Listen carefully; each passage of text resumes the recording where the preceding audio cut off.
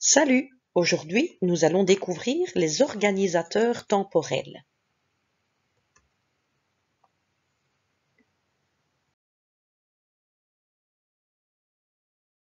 On peut aussi les appeler connecteurs temporels ou indicateurs de temps.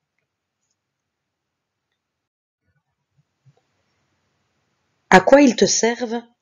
Eh bien, ils te permettent d'organiser un récit narratif, une histoire, de manière harmonieuse et chronologique, donc qui suit un certain ordre. Ainsi, le lecteur se repérera facilement dans ton récit au fil de la lecture. Voici un petit rappel sur la ligne du temps d'une histoire, d'un récit narratif. Au début de l'histoire, tu dois accrocher ton lecteur. J'ai dessiné ici un petit poisson pour dire que le début de ton histoire, c'est comme un hameçon qui doit appâter le lecteur. Tu dois lui donner envie de lire en lui présentant le héros et le décor dans lequel il se trouve. Au début de l'histoire, tout se passe bien. Ensuite, il y a un problème. Le héros rencontre un problème, quelque chose se passe et dérange tout ce qui se passait bien au début. Ensuite, on a la résolution du problème. Le héros essaye de trouver une solution, soit seul, soit avec de l'aide, ou parfois seul, et puis il demande de l'aide. C'est à toi de voir un petit peu comment tu arranges ton histoire.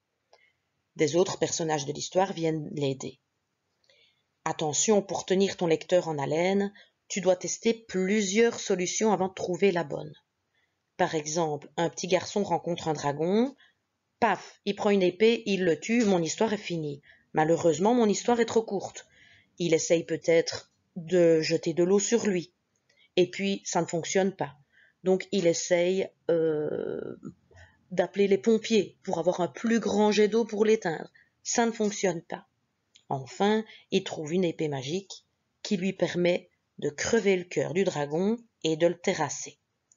Tu as su résoudre le problème en 3 étapes. Comme ça, ton histoire est plus longue, elle a plus de corps. Et puis la fin de l'histoire, le héros est tranquille, son problème est résolu. La situation est la même qu'au début, ou la situation est encore meilleure. Ça, c'est libre à toi en tant qu'auteur de faire une histoire de ce genre.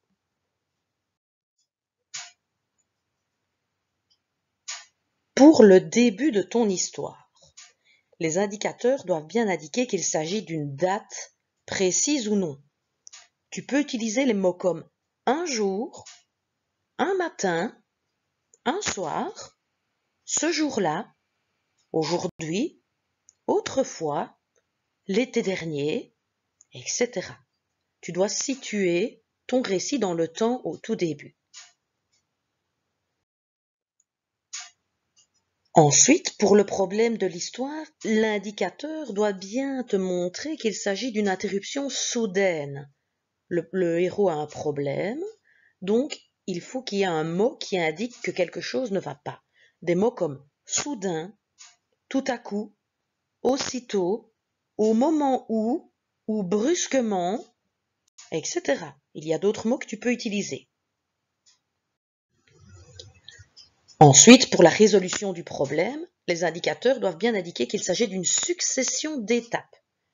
Tu peux commencer par d'abord ou premièrement quelque chose qui indique que ça se passe en tout premier. Puis, au fil des étapes, tu peux mettre ensuite, puis, par la suite, et alors, après, deuxièmement, etc. Pour la dernière action dans la résolution du problème, tu termines par enfin ou par finalement.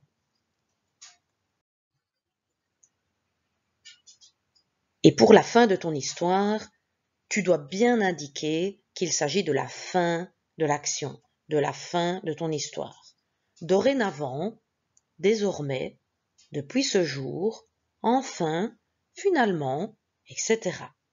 On voit que ton histoire est terminée, soit c'est revenu au point de départ, soit ton histoire est terminée, et encore mieux qu'au point de départ.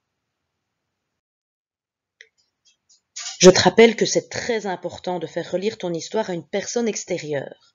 Elle t'aidera toujours à y voir plus clair. Cette personne peut te demander davantage d'informations, d'explications pour que ton histoire soit claire et compréhensible par tous. Demande à une personne de confiance d'être ton premier lecteur.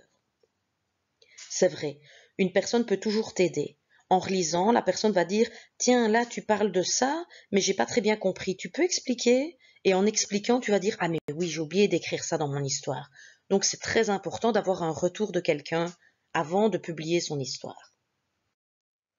Voilà, maintenant, c'est à toi d'écrire. N'hésite pas à regarder une seconde fois la vidéo si tu n'as pas tout compris. Bon travail!